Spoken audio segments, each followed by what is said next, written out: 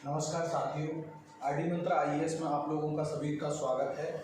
और अभी आज हम एक भरतिया गांव है, मथुरा में पड़ता है और माठ तहसील है, और यहीं पर हम आज एक राधा स्टूडेंट है जो आईडी मंत्र आईएएस की रही हैं और अभी उनका यूपीएसआई में सिलेक्शन हुआ है। आज हम उनसे बात करेंगे। मैं चाहूँगा आईडी सर से कि उसके बारे में जानकारी प्रदान करें सभी छात्रों को। Thank you sir. सबसे पहले तो मैं बता दूं कि राधा है और आशा है। ये राधा नौवार, वैसे हम लोग राधा चौधरी के नाम से भी जानते थे पहले से ही, लेकिन अभी मालूम चला कि ये नौवार है। ये राधा के पिताजी बैठे हुए हैं, दादाजी बैठे हुए हैं, मम्मी बैठी हुई हैं और आशा है ये भी हमारे यहाँ पढ़ी हुई है। इनका यूपी पुलिस में हो गया था। सबसे पहले मैं राधा को बहुत तहे दिल से बधाई दूंगा यूपीएसआई में सिलेक्शन के लिए। उन्होंने शानदार सिलेक्शन पाया है, बेस्ट करके दिखाया है और सिलेक्शन ही नहीं पाया है, 365 मार्क्स उन्होंने अचीव किए हैं यूपीएसआई के आउट ऑफ 400, जो कि अपने आप में काबिल तारीफ स्कोर है। राधा को जो मैं बधाइयाँ दे रहा हूँ, उससे ज़्यादा बधाई मैं राधा के पापा जी को और राधा की मम्मी जी को दूँगा। उसकी वजह है, एक तो जाट बेल्ट है। जाटों में जो लड़कियाँ होती हैं उनको पढ़ाई में लड़कों से कम तवज्जो दी जाती है, लड़कों को तवज्जो ज़्यादा दी जाती है, लड़कियों को कम दी जाती है। फिर गांव से निकल के दूसरे शहर भेजना, ये अपने आप में एक बड़ी बात होती है, एक चुनौती होती है। लेकिन राधा के घर वालों ने राधा को आगे बढ़ाया। पहले से ही ब्रिलियंट स्टूडेंट रही है, जैसा कि मैं बात कर रहा था घर वालों से, और हमारे यहाँ तो ये काफ़ी समय रही, तो हमको तो पता ही है कि बहुत अच्छा इन्होंने परफॉर्म किया था, बहुत अच्छा पढ़ाई की थी। तो राधा की मम्मी और राधा के जो पापा हैं उनको मैं ज़्यादा बधाई दूंगा, क्योंकि उन्होंने जो अपनी बच्ची पर विश्वास किया और अपनी बच्ची के ऊपर जो विश्वास दिखाया, उसको आगे बढ़ाया, उसका उन्हें परिणाम, उसका फल मिला उन्हें, और राधा ने मुकाम हासिल किया यूपीएसआई का। तो सबसे पहले मैं राधा से पूछूंगा, राधा कैसा लग रहा है तुम्हें सिलेक्शन के बाद? Thank you so much sir, मुझे बहुत अच्छा लग रहा है। पहले से विश्वास करते थे मुझ में और पहले से मोटिवेट करते थे बहुत ज़्यादा कि नहीं आपको पढ़ना है, आप गाँव से आई हो। शुरू से जो आपने साथ दिया सर बहुत अच्छा लग रहा है कि सर आपने जो पढ़ाया वो परीक्षा पास की और बहुत बहुत अच्छा लगा। Thank you. एक्चुअली राधा जो थी वो एसएससी के एग्जाम्स भी कई बार बैठी हुई है, टायर 1 तो कई बार दिया है। फाइनल सिलेक्शन से थोड़ा पीछे बार रह गए थे। इस बार उन्होंने बहुत अच्छा करके दिखाया। मैं राधा के पिताजी से बात करना चाहूँगा। आप बताएं कि आपको आपने जो विश्वास किया, आपने राधा के ऊपर जो विश्वास जताया अपना, उसके बाद आज राधा ने आपको उसका परिणाम, सुखद परिणाम दिया, आज आप कैसा फील कर रहे हैं? धन्यवाद सर, आप हमारे यहाँ पधारे, हम आपका बहुत बहुत धन्यवाद करते हैं। देखो, बेटी को भेजना बड़ी हिम्मत करके आदमी भेजता है गाँव से। क्या ये शहर में पढ़ने के लिए जा रही है? बहुत लोग तो भेज नहीं पाते, लेकिन हमने भेजी, विश्वास किया और इसने पूरा विश्वास पर अपने को खरी उतरी। आज हमारा गर्व से सर ऊंचा कर दिया है। एक किसान की बेटी एक अच्छे मुकाम पर पहुंची है और गांव में पढ़कर। हम आपका बहुत बहुत धन्यवाद करते हैं, बहुत आभारी हैं आपके। आपने अपनी कोचिंग में इसको अच्छी पढ़ाई दी, अच्छे संस्कार दिए। हम आपको तहे दिल से आपका स्वागत करते हैं। जय हिंद। बहुत बहुत धन्यवाद। मैं राधा की मम्मी जी से बात करना चाहूँगा। मम्मी, आप राधा की मम्मी से बात करना चाहूँगा। उन्होंने अपनी बेटी, क्योंकि आजकल क्या होता है कि लड़कियों को कमज़ोर समझा जाता है, लड़कियों को लड़कों से कम तवज्जो दी जाती है, लेकिन मम्मी वो पाठशाला है जिसको हम कभी पूरा नहीं कर सकते। हम शिक्षक जरूर हैं, हम पढ़ा सकते हैं, क्वालिटी हिस्ट्री पढ़ा सकते हैं, ज्योग्राफी पढ़ा सकते हैं, मैथ पढ़ा सकते हैं, लेकिन जो संस्कार है, जो आगे बढ़ने की ललक है, जो हिम्मत है, जो साहस है, वो माता से, मम्मी से ज़्यादा कोई नहीं दे सकता। तो मैं सबसे पहले उनकी मम्मी को बहुत बहुत धन्यवाद बोलूँगा और उनसे चाहूँगा तो एक बार बताएं कि उन्होंने अपनी बेटी को किस तरह से आगे बढ़ने का साहस दिया।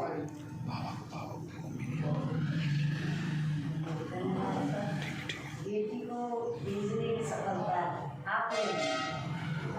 आपकी कामयाबी से आज बेटी इस मुकाम पर पहुंची। आपका तन से मन से हार्दिक अभिनंदन।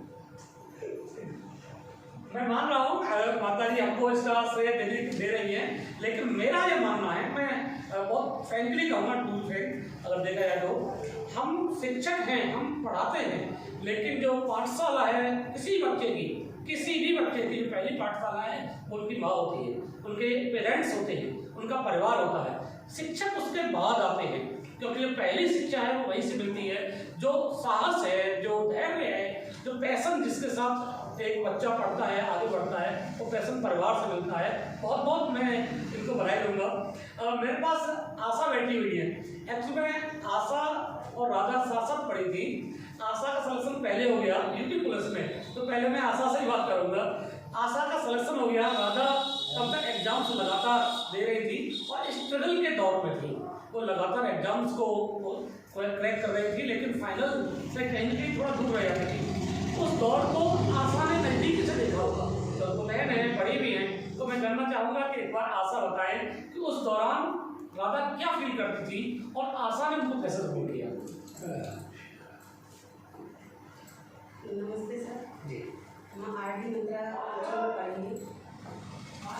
पहले इतना नहीं जानते थे, बस स्टार्टिंग हमने आरडी मंत्रा कोचिंग से की दोनों बहनों। राधा बहुत मेहनत करती थी, मैं इतना नहीं कर पाई। जो राधा का सिलेक्शन हुआ है वो आरडी सर की वजह से हुआ है। हमने स्टार्टिंग ही वहीं से की और वहीं से हमें सिलेक्शन मिला। मेरा पुलिस में हो गया है ये आरडी सर की वजह से। आरडी सर को थैंक यू।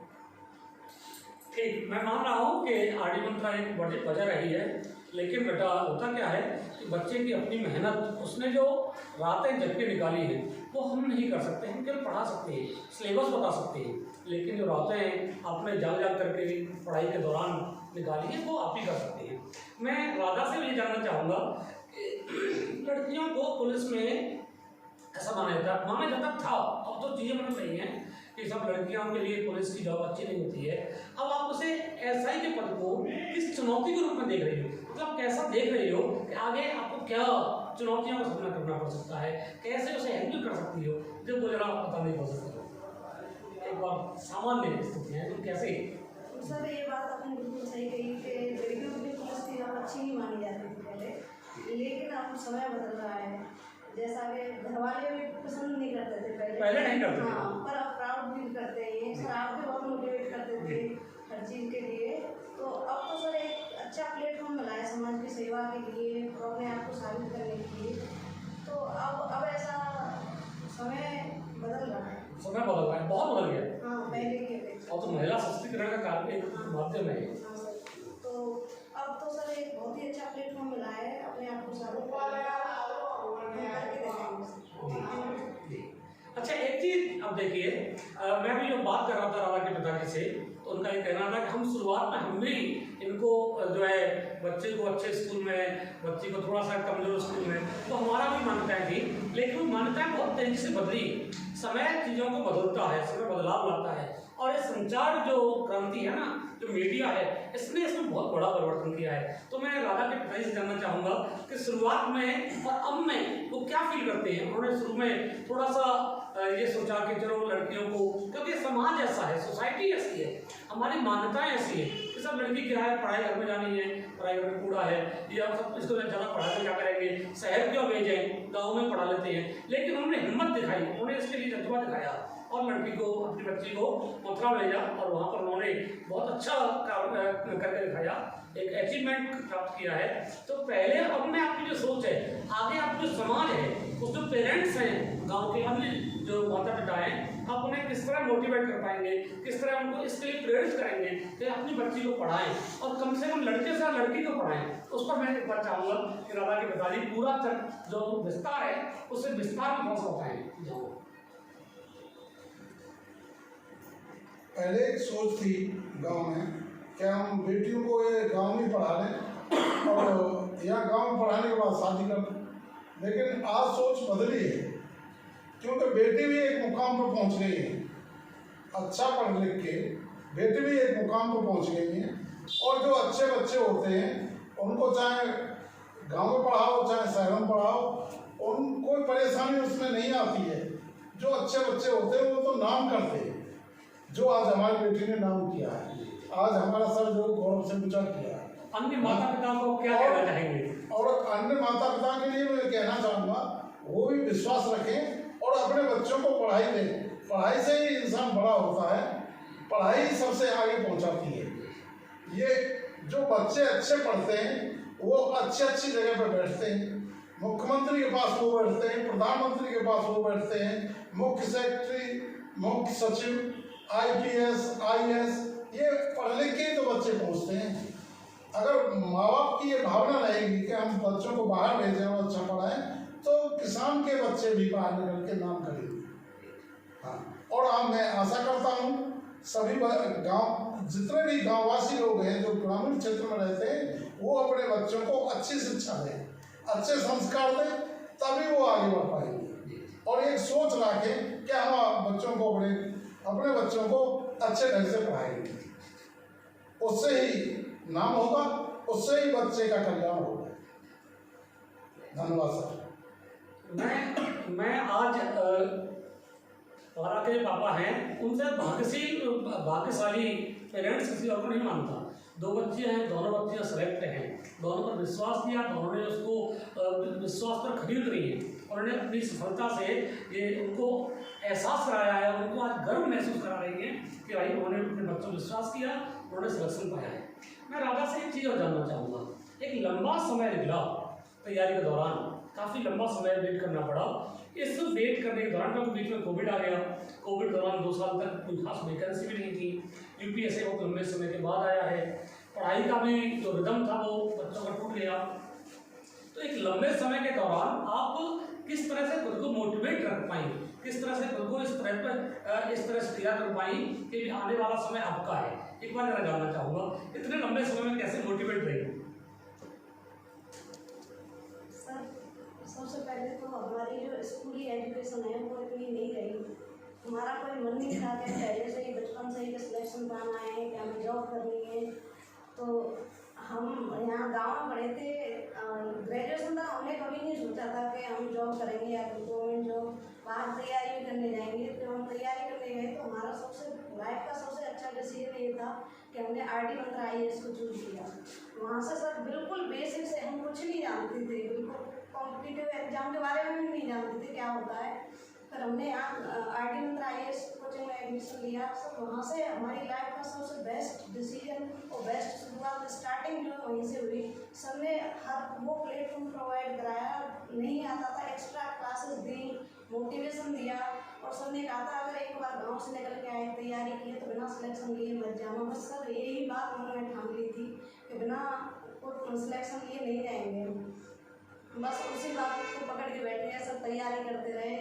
बीच में बहुत सारे एग्जाम में क्वालिफाई हुए, पर किसी में हो गया, किसी में फाइनल सिलेक्शन नहीं हो पाया, ऐसे करके फिर उस दौरान कोविड आ गया। पर सर आपसे जुड़े रहे, कॉन्टैक्ट में रहे, सर आप मोटिवेट करते रहे हमें उस चीज़ के लिए।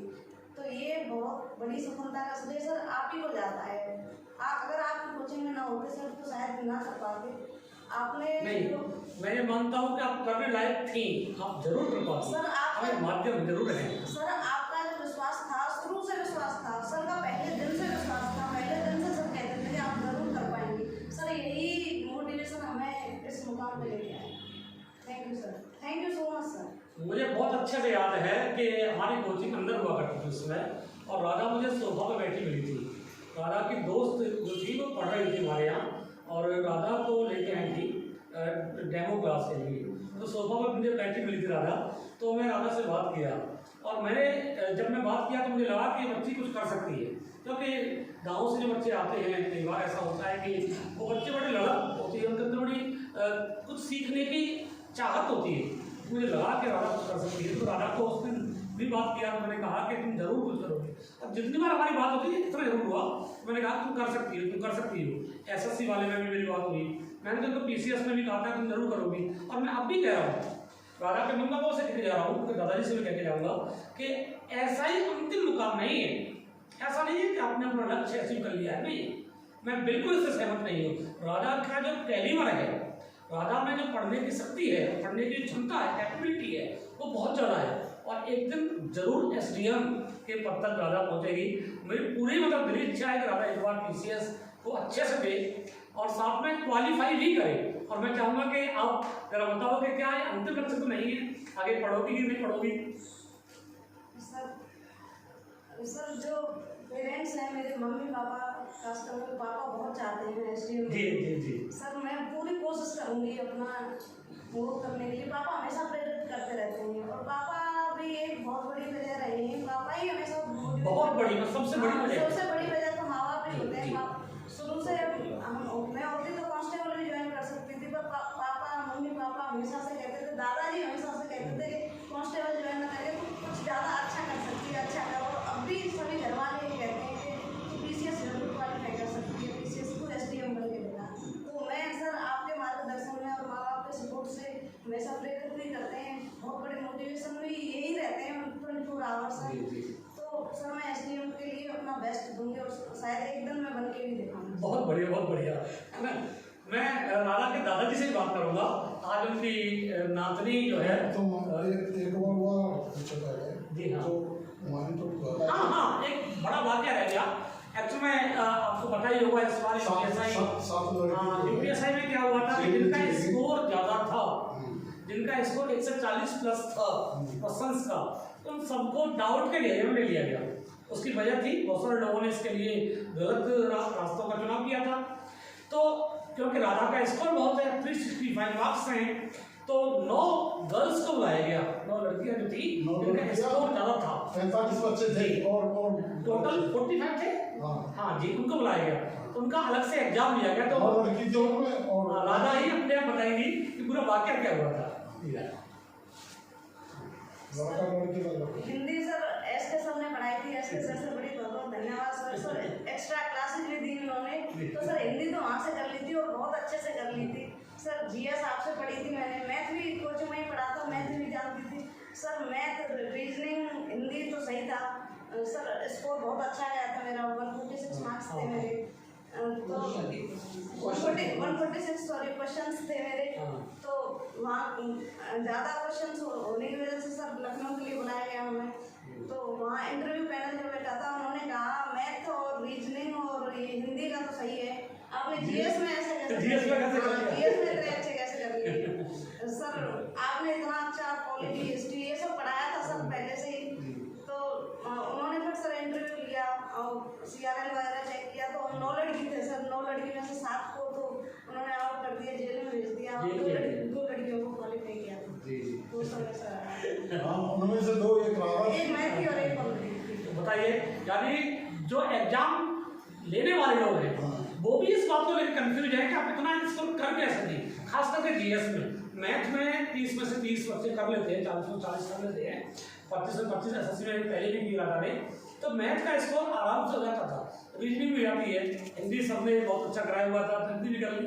लेकिन जीएस ऐसा टॉपिक है जो हर बच्चे से होता नहीं है। करंट भी आता है, पॉलिटी भी आता है, हिस्ट्री ज्योग्राफी इकोनॉमी थोड़ा थोड़ा आता ही है। यहाँ पे मूल विधि जो कि सबसे ज़्यादा डरावना सब्जेक्ट है वो भी आता है। और ऐसे में कोई बच्चा अगर कंप्लीट बहुत अच्छा स्कोर कर रहा है जीएस में, 30, 32, 35 नंबर पा रहा है, तो डाउट के एरिया में जाता ही है। तो उनको लगा कि फिर हो सकता है कि भाई इन्होंने भी चीटिंग की हो। तो उन्होंने पूछना शुरू किया, तो जो 9 बच्चे थे उनमें से 7 लोग आउट हो गए। उन 2 बेहतरीन मेधावी छात्रों में से एक आरडी मंत्रा की छात्र भाई साहब की अपनी बेटी राधा है, जो बहुत शानदार स्टूडेंट रही है, बहुत शानदार उसका अपना कैरियर रहा है। उसने जीएस में भी बुक करके दिखाया। वहाँ पर ये इंटरव्यू पैनल था, उसको भी लगा कि सच में ये बच्ची बहुत मेहनती है। बहुत तारीफ भी की होगी, मुझे लगता है हमारी तारीफ की होगी। वही तो तारीफ भी की होगी, वही भर्ती बोर्ड के अध्यक्ष ने भी तारीफ की, वही इतना अच्छा स्कोर। तो मुझे इसलिए मुझे विश्वास है कि होता क्या है कि आप जब किसी, मैं कई बच्चों के इंटरव्यू लिया कल से, मैं लगातार बात कर रहा हूँ। मैंने अभी तक 2 ही बच्चों से बात करते हुए कहा कि तुमको यहाँ रुकना नहीं है, तुमको पीसीएस करना है। आपने देखे होंगे सर बाकी के इंटरव्यू जी, मैं केवल 2 ही बच्चों से कहा, एक मैं प्रीतम से कहा था, आज मैं राधा से कह रहा हूँ कि आप अभी यहाँ नहीं रुकेंगे, आप आगे बढ़ेंगे और इससे और आगे जाएंगे। अभी एक बच्चे से मिलने जाऊँगा, उससे मैं यही कहूँगा कि अभी आगे जाना भाई तुमको, क्योंकि वो भी बहुत अच्छा एक स्टूडेंट है। एक बच्चा है राय के पास का वीरेंद्र, उसका भी पहली बार बहुत जोरदार है, 8-10 सिलेक्शन लेके बैठा बच्चा, उसका ऐसा ही हुआ है। तो जो बच्चे अच्छे होते हैं टीचर्स जान लेते हैं, क्योंकि जो बच्चा हमसे पढ़ रहा है, हमारे सामने बैठा है, हमको पता है उसकी कैचिंग पावर क्या है, वो किस तरह चीज़ों को अंडरस्टैंड कर रहा है, किस तरह नोट्स प्रिपेयर कर रहा है। तो एक आइडिया आता है कि ये बच्चा बहुत आगे जा सकता है। इसलिए मैंने कहा कि SDM से कम कुछ नहीं। अभी ऐसा ही है, 2 स्टार है ठीक है, लेकिन वो बत्ती वाली गाड़ी जब लेके चलोगी तो हम लोगों को बहुत शानदार फीलिंग आएगी, माता पिता को तो आएगी, दादाजी को आएगी, पूरे फैमिली को आएगी। ये गाँव के ऊपर नाच करेगा, एक गाँव के ऊपर एकदम गर्व फील करेगा।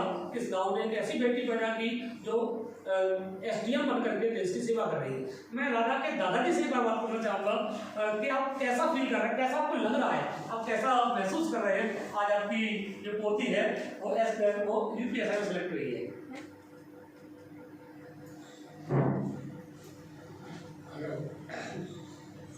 दादा बेटी भी खूब सारी पढ़ाई यहाँ जाके बड़े काम नहीं करो जी हाँ।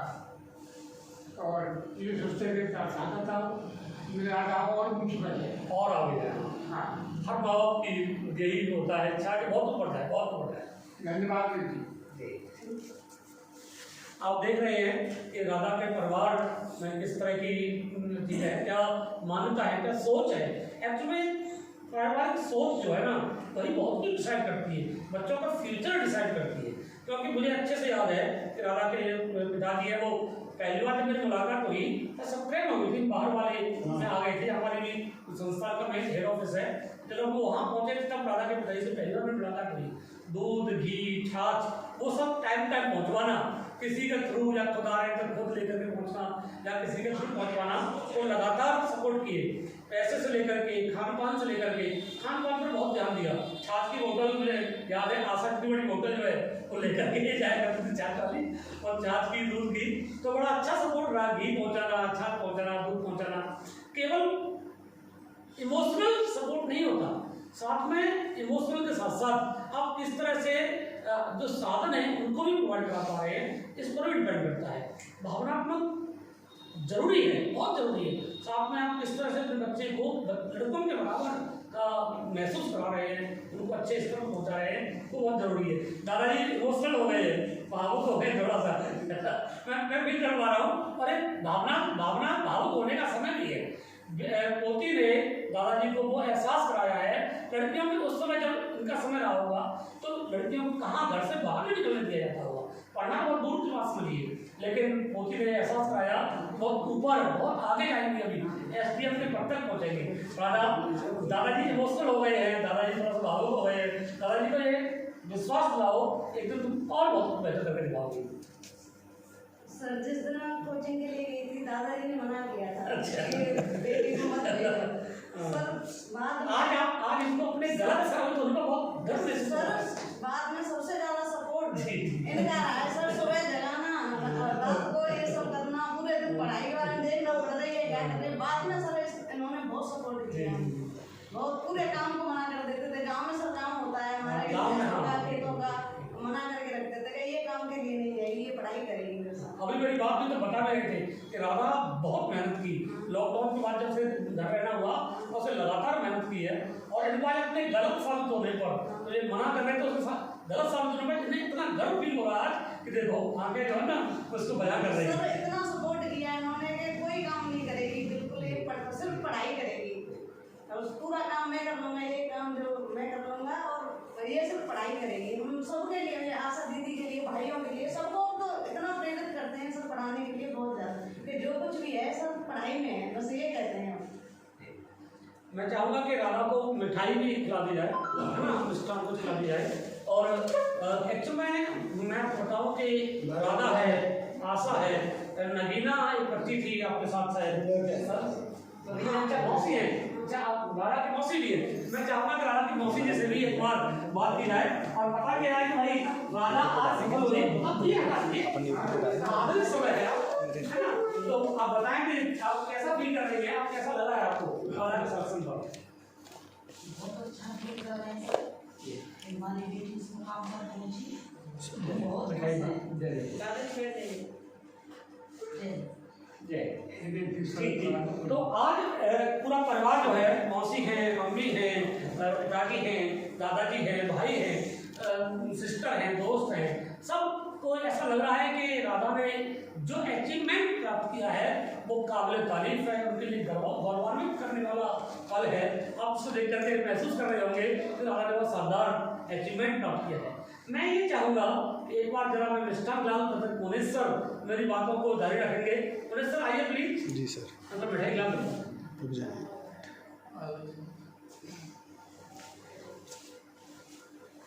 देखिए, गांव से निकलने के लिए एक बच्चे ने अपने परिवार का साथ ही साथ में गांव का नाम रोशन किया है। इसीलिए देखिए कहते हैं कि कभी भी जो सफलता होती है परिस्थितियों और कभी भी जैसे अन्य चीज़ों को लिहाज नहीं होती है, परिस्थितियों से कोई भी चीज़ों से लड़ा जा सकता है। और दूसरी बात यह रहती है सफलता सिर्फ मेहनत का मोहताज होती है। तो देखें आज सभी परिवार में खुशी है और सभी लोग कितने खुश हैं। और आरडी मंत्रा कोचिंग में इससे भी बेहतर और बच्चे सिलेक्शन के लिए कार्य कर रहे हैं, लगातार कर रहे हैं। और आप देख सकते हैं मिठाई चलता है। आ जाइए सर। दादाजी को देख सकते हैं, दावत खाने जाने वाले थे। इससे बेहतर और दावत क्या होगी? जनाब इधर आइए। मैं इधर आया? हाँ सर, इधर आ जाएगा।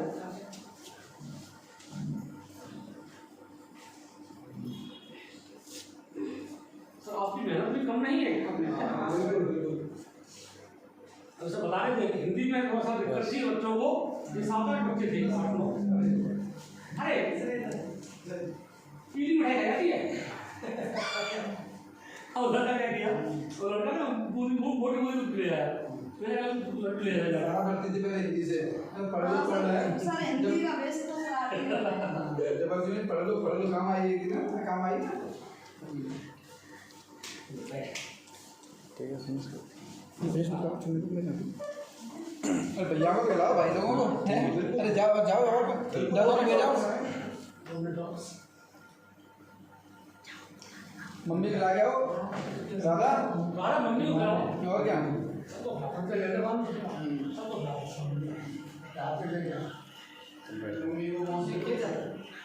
आप देख रहे हैं कि राधा जो है वो खुश है, दादी खुश है, मिठाई खाई जा रही है। मैं चाहूँगा कि आप लोग जो देख रहे हैं, जो तैयारी कर रहे हैं, वो जल्दी से सिलेक्शन में आए और एक बार फिर से मिठाई खाने और खिलाने का जो कार्यक्रम है, जो औपचारिकता है, उसमें हम लोगों को बुलाएं और साथ में शामिल हों। आपके घर तक पहुँचेगी आपकी टीम और मिष्ठान जो है आपसे खाएगी भी और वो खिलाएगी भी, और जरूरी होता है। ठीक है ना? तो मैं राधा से 1 मिनट और चाहूँगा बस। कार्यक्रम जो है फिर उसके बाद समापन हो जाएगा। राधा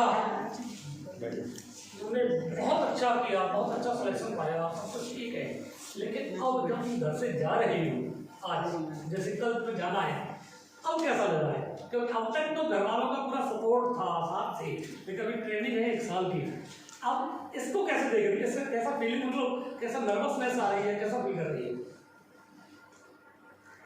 सर बहुत इमोशनल फील हो रहा है कि अब चले जाएंगे और पापा पढ़ाई के लिए मोटिवेट कर रहे हैं कि तुझे बनानी है, ट्रेनिंग में भी पढ़ना है तुझे। तो सर पूरी ये कह रहे थे यार तू यहाँ से जाए तो एसडीएम बन के आना। सर वो भी जिम्मेदारी है और सर बहुत इमोशनल फील हो रहा है। दादाजी को छोड़े सर, मम्मी पापा मैं समझ रहा हूँ, वही मैं कहना चाह रहा था कि अब जैसे होता क्या है, लड़कियां विदा होती हैं शादी पर, लेकिन शादी से पहले की विदाई है, ऐसे मान लीजिए, क्योंकि ये विदाई है ना ज़्यादा महत्वपूर्ण विदाई है, ऐसे मानिए। और कल आपको जाना है तब कैसा, मतलब आप घर वाले आपको सपोर्ट करने की कोशिश जरूर कर रहे होंगे, लेकिन ये भी इमोशनल होंगे अंदर से, आपको नहीं दिखा रहे हैं। आप कैसा, मतलब नर्वसनेस, इमोशनली कैसा फीलिंग आ रही है अंदर से? बहुत नर्वसनेस फील हो रही है, बहुत इमोशनली भी फील हो रहा है। लेकिन तुम्हें एक बात ध्यान करना होगा कि ये महिला सशक्तिकरण का दौर है, विमेन एम्पावरमेंट का दौर है। तुम जो 2 स्टार लगाओगी ना, उस वर्दी में बहुत ताकत है। इस नर्वसनेस की बिल्कुल आवश्यकता नहीं है। सर एक तरफ मोटिवेशन भी है, सर वर्षों से मेहनत की है, सर वो मुकाम उसका मुकाम मिला है, उससे फल मिला है, बस आगे बढ़ते रहना है, रुकना नहीं sir ji. Thank you so much.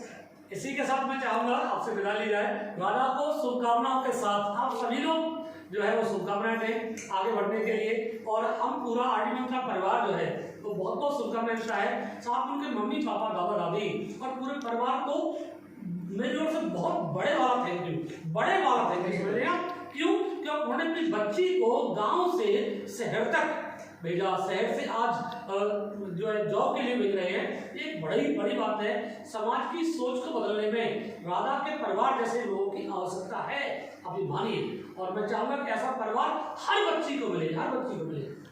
Thank you, धन्यवाद सबके लिए। राम राम।